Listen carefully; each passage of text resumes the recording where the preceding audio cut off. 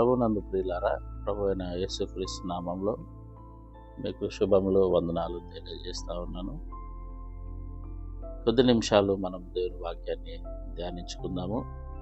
మొదటి సమూయేలు గ్రంథము 5వ అధ్యాయము మొదటి నుంచి 5వ వచనం మనం చూసినట్లయితే, ఇశ్రాయేలీయులు ఫిలిష్తీయుల చేతిలో ఓడిపోయినప్పుడు ఇశ్రాయేలీయుల మధ్యలో ఉన్న దేవుని యొక్క మందసాన్ని తీసుకొని వెళ్తారు. ఆ దేవుని యొక్క మందసాన్ని తీసుకొని పోయినప్పుడు దేవుడు వారికి విజయాన్ని అనుగ్రహిస్తారని నమ్మకంతో దాన్ని తీసుకొని వెళ్ళినప్పుడు మరలా ఓడిపోతారు. ఆ మందసము పట్టుబడుతుంది. అయితే ప్రియులారా, ఆ మందసము పట్టుబడినప్పుడు వారు దాన్ని ఫిలిష్తీయుల గుడిలో, దాగోను దేవత గుడిలో విగ్రహం ముందు ఉంచినప్పుడు మొదటి దినాన తల తెగి పడిపోతుంది. రెండవ దినాన చేతులు, కాళ్ళు ఇవన్నీ విరిగిపోవడం జరుగుతూ ఉంటుంది. ప్రియులారా, దేవుని మహిమ ఎదుట ఏది కూడా ఉండలేదు. ఆ మందసము మీద దేవుని మహిమ ఉండటం వలన దేవుని యొక్క ప్రజలు విజయాన్ని పొందుతూ వచ్చారు. ప్రభునందు ప్రియులారా, అదే మందసము 2వ సమూయేలు గ్రంథము 6వ అధ్యాయము 10-12 వచనాలు మనం చూస్తే, ఒబోదేదేము గృహంలో ఉంచినప్పుడు ఒబోదేదేమును అతని కుటుంబం వారందరినీ దేవుడు దీవించినట్లుగా చూస్తూ ఉన్నాం.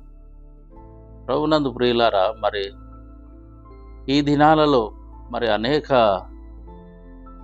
ప్రజలు, అనేక మంది దేవుని బిడ్డలు అనేకమైన సమస్యలతో,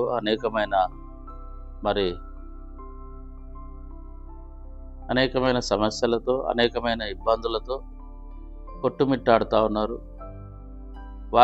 వారు చేసే ప్రతి ప్రయత్నాలలో ఓడిపోతూ ఉన్నారు. విజయము కలగటం లేదు. కారణము ఏంటంటే, దేవుని యొక్క మందసాన్ని, దేవుని యొక్క మహిమను వారు కలిగి ఉండటం లేదు. ప్రియులారా, దేవుని యొక్క మందసం ఎక్కడైతే ఉంటుందో అక్కడ ఇశ్రాయేలు ప్రజలకి విజయం అనేది దొరికింది. యెహోషువ గ్రంథంలో మనం చూసినట్లయితే, యెరికో గోడను కూల్చడానికి యాజకులు 7 దినాలు దేవుని మందసాన్ని మోస్తూ దాని చుట్టూ ప్రదక్షిణ చేయడం జరిగింది. 7వ దినాన యెరికో గోడలు కూలిపోవడం జరిగింది. ప్రభునందు ప్రియులారా, ఈ దినాలలో మనం చూసినట్లయితే మందసం లేదు. మందసాన్ని మోయడానికి ఆ దినాన ఉన్నట్టు ఇప్పుడు యాజకులు లేరు. మందసం ఎక్కడ ఉంటుంది, ఎలా దాన్ని కనుగొనాలి అని అంటే, అపోస్తుల కార్యము 2వ అధ్యాయం మనం గమనించినట్లయితే, పెంతెకోస్తు దినమున మేడగదిలో దేవుడు వాగ్దానం చేసిన దాని కొరకు శిష్యులు ఎదురు చూసినప్పుడు, పెంతెకోస్తు దినాన పరిశుద్ధాత్మ వారిపైకి దిగొచ్చింది. అగ్ని వలె వాళ్ళ నాలుకలను విభాగింపబడి వారిపైకి దిగొచ్చినప్పుడు పరిశుద్ధాత్మను పొందుకొని వారి జీవితాలలో దేవుని ఆత్మ ద్వారా ముందుకు నడవడం జరిగింది. మనం గమనించినట్లయితే, పేతురు ప్రసంగించినప్పుడు 3000 మంది బాప్టిజం తీసుకోవడం జరిగింది, రక్షణ పొందడం జరిగింది. 3వ అధ్యాయంలో పుట్టుకతో కుంటివాడైన భిక్షకుడి కాళ్ళు తిరిగి రావడం జరుగుతూ ఉన్నది. పేతురు యొక్క నీడను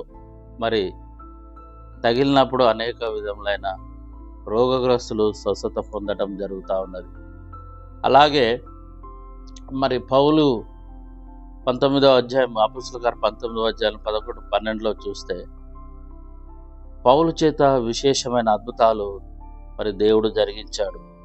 అతని శరీరానికి తగిలిన చేతి గుడ్డలైనను నడికట్లైనను రోగుల యొద్దకు తెచ్చినప్పుడు రోగములు విడిచిన దయ్యములు కూడా పారిపోయినట్లుగా మనం చూస్తూ ఉంటున్నాం. ఈ దినాలలో మరి దేవుని మందసం ఎక్కడున్నదంటే అది మన లోపలనే ఉన్నది. మరి కొరింథీయుల రాసిన పత్రిక మొదటి కొరింథీయుల రాసిన పత్రిక 3వ అధ్యాయం 16వ వచనంలో, మీరు దేవుని ఆలయమై ఉన్నారని మీరు ఎరగరా, దేవుని ఆత్మ మీలో నివసించుతున్నదని మీరు ఎరగరా. ఈ దినాన మరి దేవుని మందసాన్ని మోసుకొని పోయే వారెవరంటే నువ్వు నేనే. మనము దేవుని ఆలయం. దేవుని ఆలయంలో దేవుని మందసం ఉండాలి. కానీ ఈ దినాన మరి ప్రతి ఒక్క వ్యక్తి హృదయంలో దేవుని మందసం ఉండకుండా అనేక విధములైన మరి వాటిని ఉంచుకుంటున్నారు. వారి హృదయాలలో దేవునికి చోటు ఉండటం లేదు, కానీ ఇంకా అనేక ఇతరమైన వాటిని వారి హృదయంలో ఉంచుకుంటూ అనేకమైన సమస్యలతో కొట్టుమిట్టాడుతూ ఉన్నారు. వారి జీవితంలో విజయం అనేది పొందుకోవటం లేదు. ప్రియులారా, మరి ఈ దినాలలో మరి దేవుని మందసాన్ని మోసుకొని పోయే సేవకులను మనం ఎక్కడైనా చూడగలుగుతామా, చూస్తున్నామా?